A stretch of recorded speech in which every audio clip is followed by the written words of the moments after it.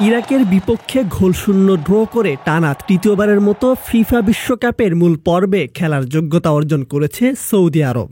মঙ্গলবার রাতে জেদ্দার King Abdullah sports city স্টেডিয়ামে অনুষ্ঠিত এই ম্যাচের ফলাফলই তাদের বিশ্বকাপে টিকিট এনে দেওয়ার জন্য যথেষ্ট ছিল। এশিয়া অঞ্চলের বাছাই পর্বে চতুর্থ রাউন্ডের গ্রুপ বি থেকে এই যোগ্যতা অর্জন করল তারা। এই ড্রয়ের ফলে সৌদি আরব গ্রুপের শীর্ষ স্থান নিশ্চিত করে, আর এই নিয়ে তারা মোট সপ্তমবারের মতো বিশ্ব ফুটবলের সর্বোচ্চ আসরে অংশ নেবে।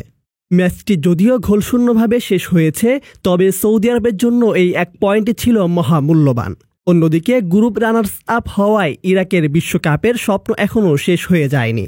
তাদের প্লে অফ পর্বের চ্যালেঞ্জ মোকাবেলা করতে হবে, যেখানে তারা গ্রুপ এ এর রানার্স আপ সংযুক্ত আরব আমিরাতের মুখোমুখি হবে। সেই ম্যাচের বিজয়ী দল আন্তঃমহাদেশীয় প্লে অফে খেলার সুযোগ পাবে। ৫ লাখ টাকায় প্রবাসীর সিটির মালিকানা শেয়ার, ৫ বছরেই দ্বিগুণ মুনাফা।